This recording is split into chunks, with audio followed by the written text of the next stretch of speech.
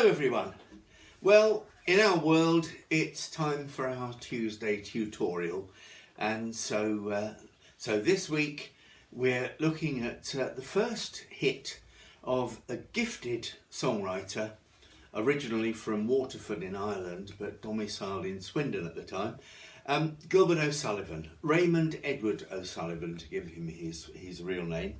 And his first big hit came in 1970, and it was Nothing Rhymed. He had some other hits later on in his career, such as Claire, Alone Again Naturally, Get Down, and several others. But as I say, he was a gifted songwriter, noted for his percussive piano playing style, which is something that you can give a nod to in your playing, in your interpretation of the song. Now, like in common with most songs that we do, the original recordings are too high for my voice. So, and that this one is no exception. Gilbert O'Sullivan did it in the key of E flat or C minor, but that's too high for my voice, so I've busted it down to C and A minor. Now, the time signature for this song is slightly unusual. It's 12/8 time. Now, 12/8 time means, if I can break that down, it means that there are 4 major beats in a bar, and each of those 4 major beats is broken down into 3 sub beats, if you like.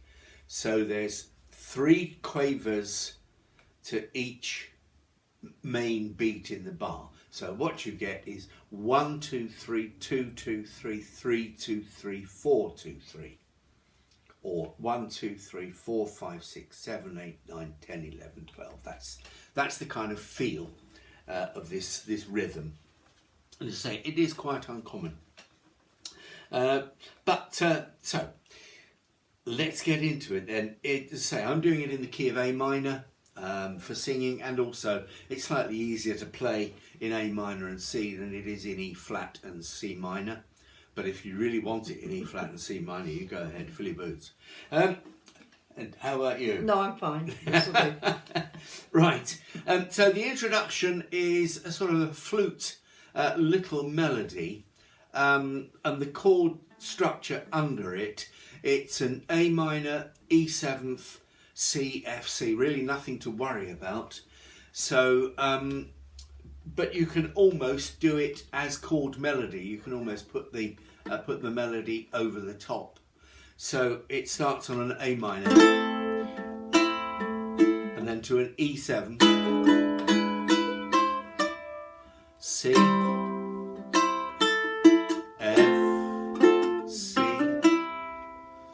So if we put all that together and do it again in sort of more or less in time, it sounds like this: 1 2 3 2 2 3.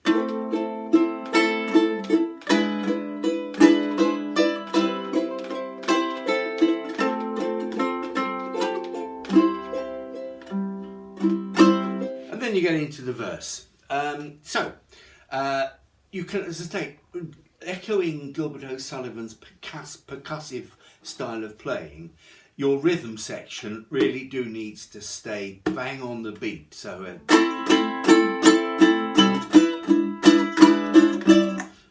and so on like that. Okay, we get into the verse. There's nothing difficult. There are no difficult chords in this song.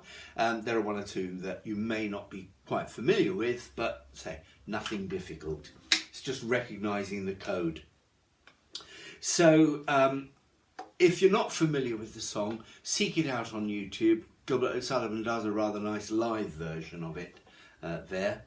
But the verse is just A minor, E7, A minor, A7, F. Okay, now the A minor to A minor 7th, you know that I have issues with playing A minor 7th as just 4 open strings.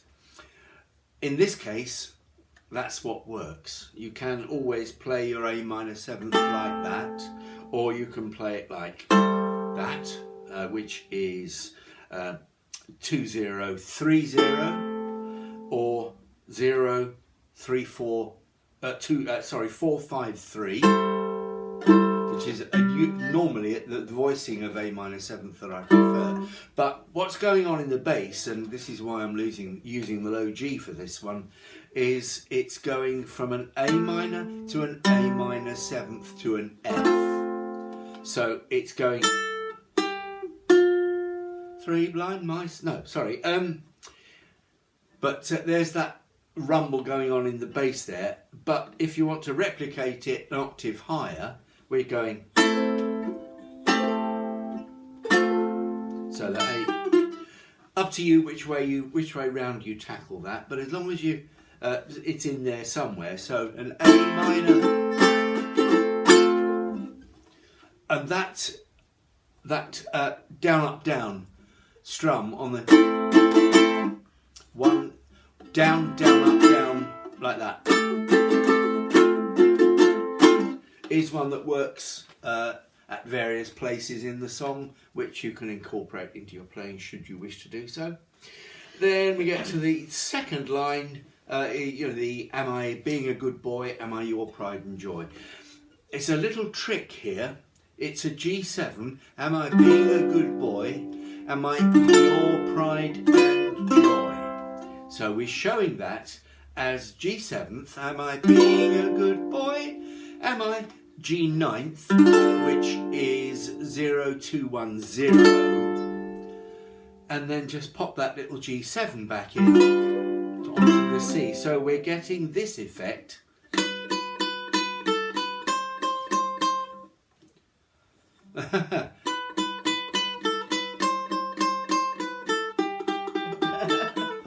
I'm getting sidetracked, aren't I? But anyway, there we are. It's easy enough. It's a G7, then a G9, and then back onto the G7 to a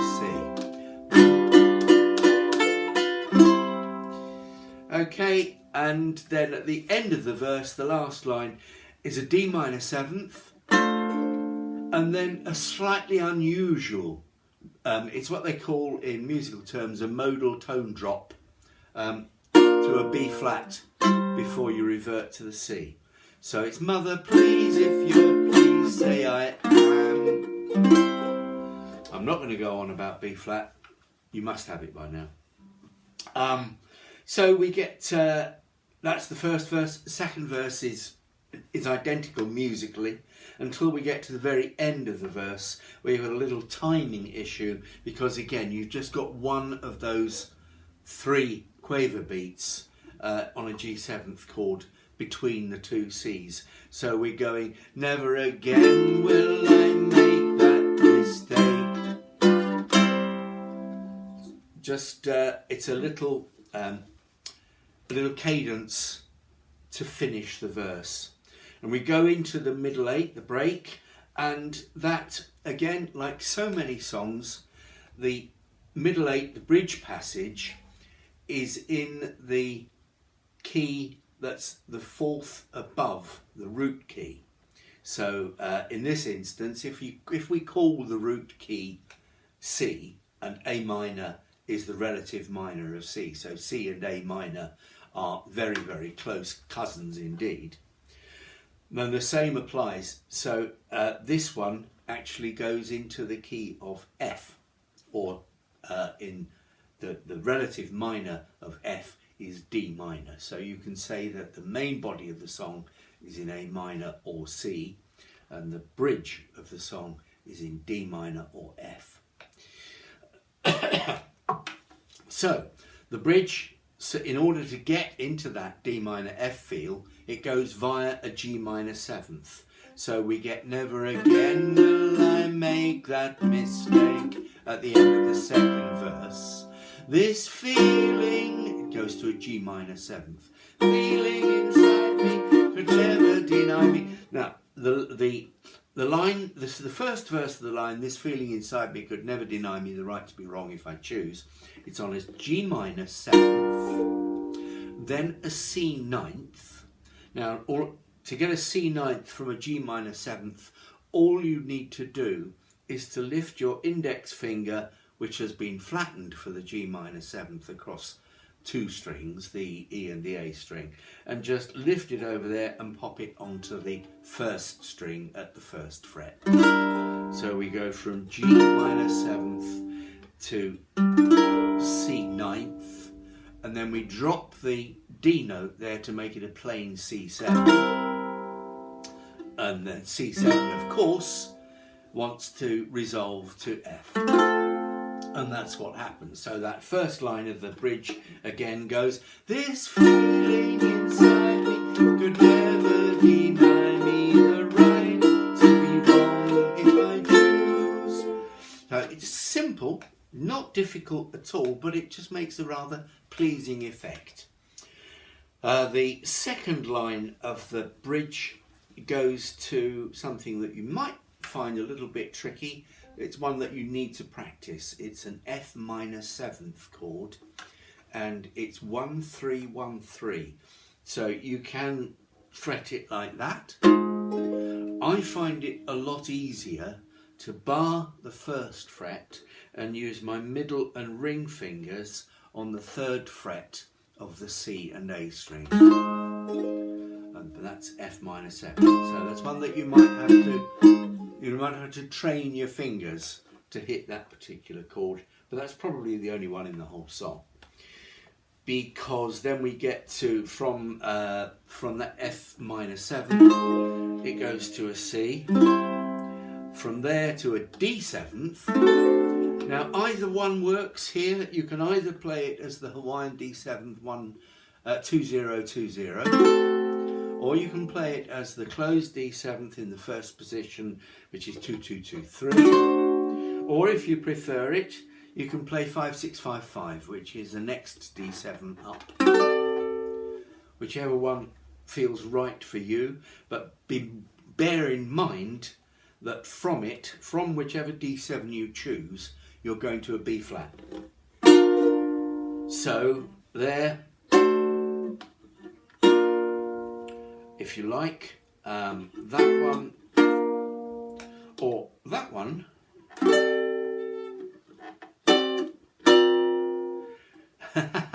That's quite a clever effect, actually.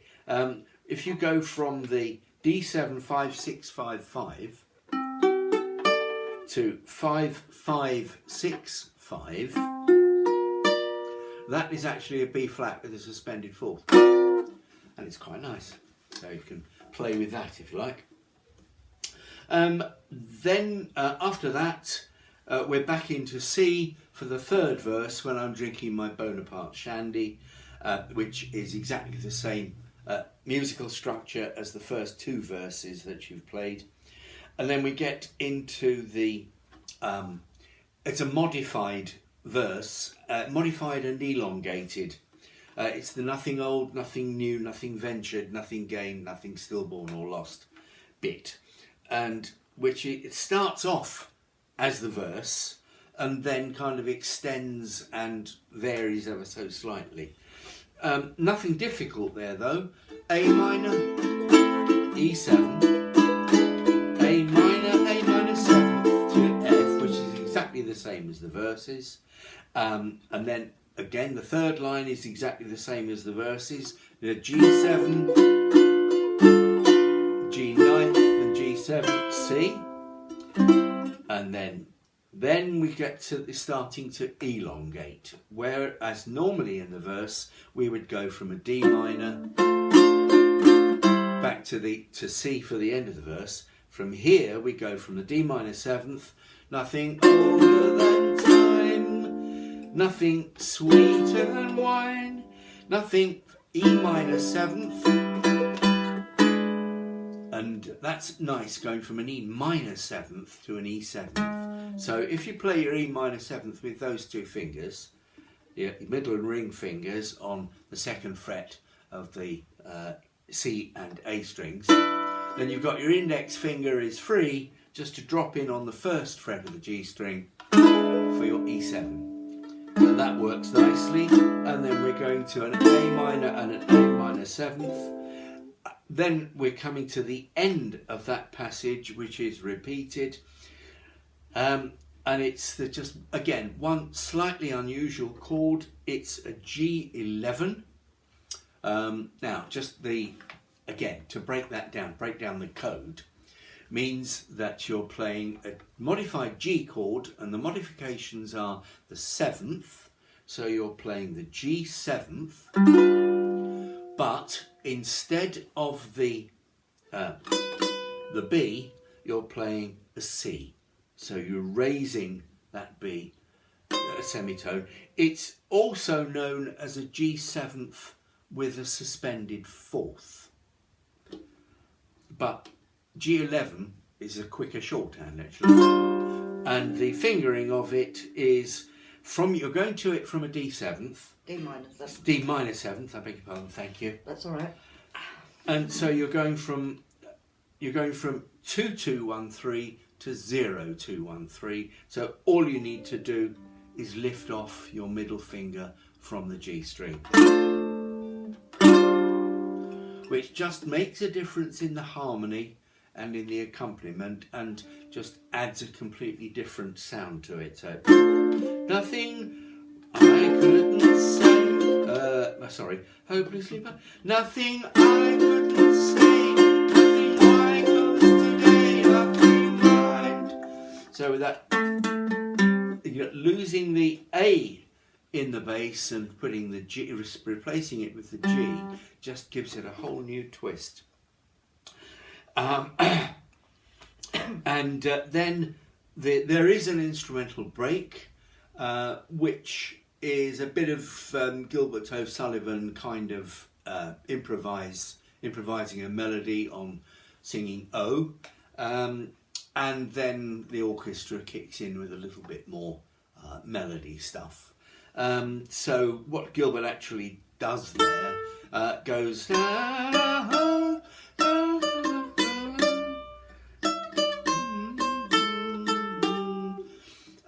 and then we just get, so if you're playing to accompany somebody who's trying to do a bit of melody over the top or improvising over the top, your best bet is to use the chords of the third verse under the instrumental break, and then, because from there it goes into, well, actually the second verse works just as well, because what you're doing after the repeat of that, or of that instrumental break, is you're going back into this feeling inside me, could never deny me. So if you use the second verse as your model under the instrumental break, that will work nicely.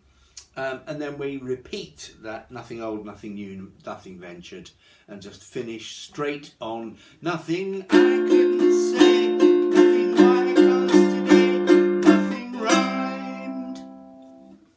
And finish the song there on a C. If you want to play C or play your C there, by all means do. You can play it as that, 0007.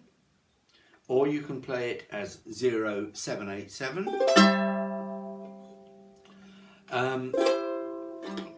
Or if you really want to show off, you can go 00010. 5433. 5433. Yep.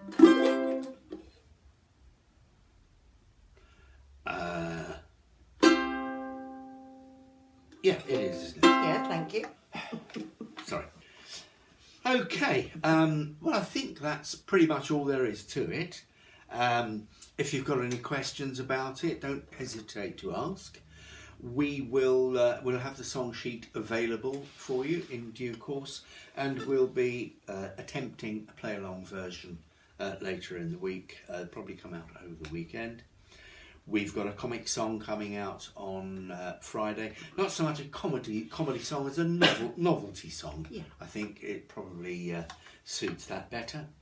But until then, we're beginning to creep out of lockdown. I'm going to get my hair cut next week, I hope.